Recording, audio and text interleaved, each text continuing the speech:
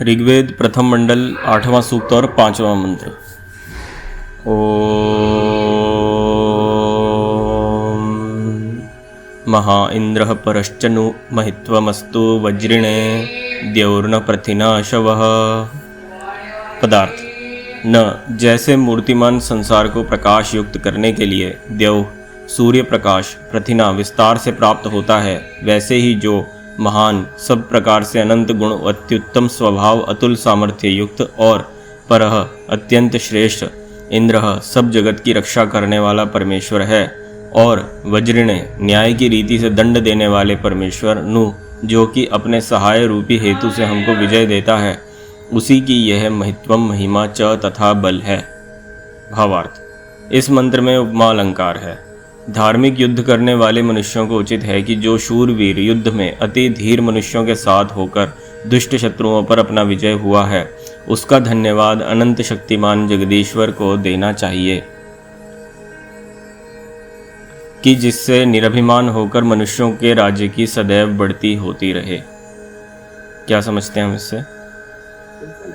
कि जो हमने धार्मिक युद्ध किया, मतलब सही युद्ध किया, उसमें हमारी जीत हुई, उसके लिए हमें ईश्वर को धन्यवाद देना चाहिए ताकि अभिमान ना आ जाए, जिससे राज्य का नाश हो। सही बात है, बिल्कुल। मेन सबसे बड़ा जो शत्रु होता है हमारा अभिमान होता है। हम कोई भी काम या अचीवमेंट करते हैं ना, तो सबसे पहले लगता है, मन में आ जाता है, यार हम तो कुछ स्पेशल हैं यार, हम ना होते तो दुनिया कैसी ना चलती, यूँ ही समझता आदमी। तो यहाँ बोला गया है कि अगर ईश्वर आपकी सहायता ना करता तो शायद आप नहीं जीत पाते। उसने आपको शरीर से ठीक रखा, भीतर विद्या से ठीक रखा, आत्मा बलिष्ठ रखी है आपकी, तो आप जीत पाए। तो उसका धन्यवाद ईश्वर को देना चाहिए। और मैं समझता हूँ कि खाली यहाँ पर युद्ध की बात हुई है, पर युद्ध को छोड़कर हमारे जीवन की कोई भी घटना हो, उसमें ईश्वर का धन्यवाद जरूर बनता है। किसी को कोई अच्छा जीवन साथी मिले तो आदमी क्या होता है, कोई भी सुख या खुशी पाकर ना एकदम भूल जाता है और उसमें मस्त हो जाता है। और मस्त होने के बाद ना जिसने ये दिलाया, जो इसका निमित्त बना, ईश्वर थे जो मेन कारण, उनको फिर वो याद नहीं करता है। इसलिए हमारे यहाँ पर परंपरा थी, जब भी कोई शुभ कार्य होता था तो हम हवन किया करते थे। किसी का जन्म दिवस है, कोई पैदा हुआ, मर गया, तो हवन में क्या होता है, मंत्र पढ़ता है तो कहीं ना कहीं ईश्वर को याद कर ही लेता है। तो इसीलिए जब भी कोई आपके साथ भी कभी कोई कार्य हो, अच्छा हो, बुरा हो, इवन बुरे में भी ईश्वर को ये याद करना चाहिए कि ईश्वर ने हमें मौका दिया कुछ सीखने का।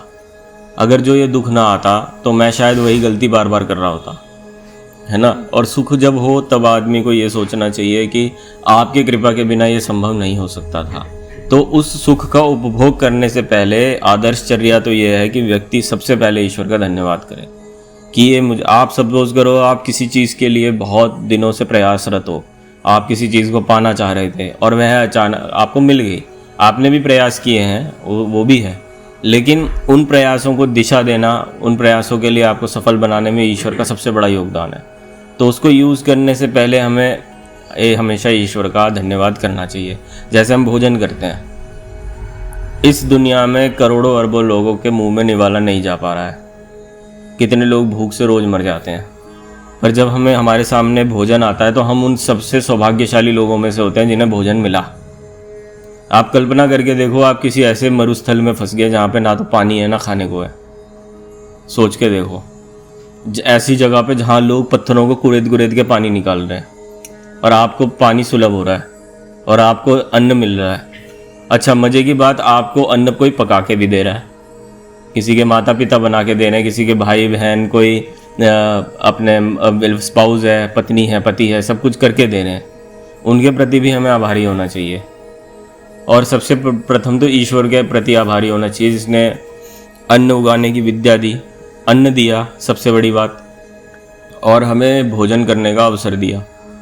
तो इसीलिए भोजन का ना एक मंत्र होता है, भोजन करने से पूर्व और भोजन करने के बाद एक मंत्र होता है, ईश्वर को धन्यवाद रूपी होता है कि आपकी वजह से हमें मिला। और ऐसा जब कोई व्यक्ति करता है ना, तो शरीर में बहुत अच्छा लगता है उसका भोजन, पूरे शरीर में। तो यहाँ पर जैसे युद्ध की बात हुई, युद्ध हो या कोई भी जीवन के कार्य हो, वह ईश्वर के बिना असंभव है और ईश्वर को हमेशा याद करना चाहिए किसी भी कार्य में। ठीक है, कोई प्रश्न? मंत्र मैं बता दूंगा।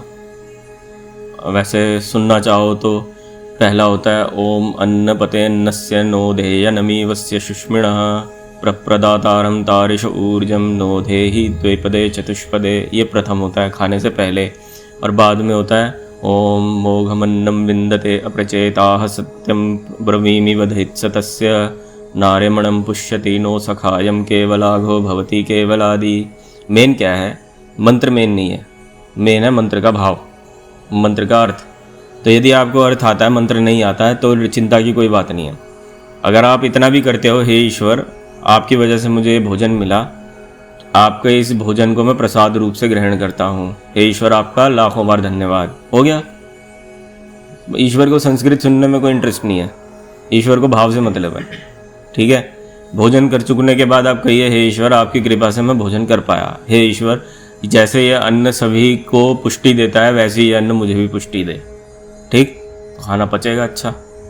और अगर आप इतना सिंपल भी करते हो, बहुत बड़ी बात है। सुबह उठने के बाद आप ये कह सकते हो हे ईश्वर आज की रात कितने लोग ऐसे होंगे जो नींद के बाद उठ नहीं पाए होंगे, आज मुझे आपने उठाया एक नए जीवन की शुरुआत के लिए, तो मुझे आप ऐसे सामर्थ्य दीजिए कि मैं इस अपने जीवन को सफल बना सकूं, ये जीवन इस सृष्टि के कुछ कार्य आ सके, ये जीवन कुछ महानता की ओर बढ़ सके, मैं आपके अच्छा बच्चा बनना चाहता हूँ। ऐसे आप कुछ प्रार्थना करोगे ना तो बहुत आपको भी अच्छा लगेगा और बहुत आस्तिकता आएगी जीवन में।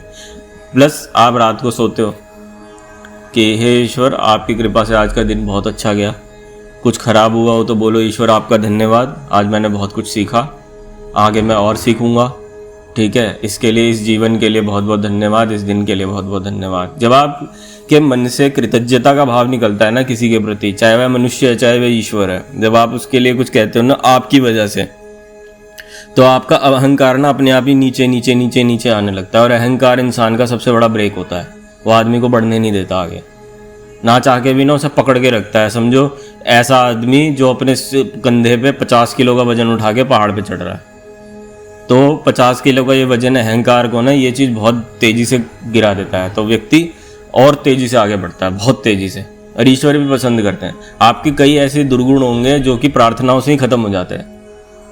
कोई व्यसन करने वाला व्यक्ति अगर अपने शब्दों पर ध्यान देना शुरू कर दे कि वो क्या बोल रहा है तो उसके व्यसन छूट सकते हैं। ये बहुत पावरफुल चीज़ है, ठीक है। कोई प्रश्न? ओ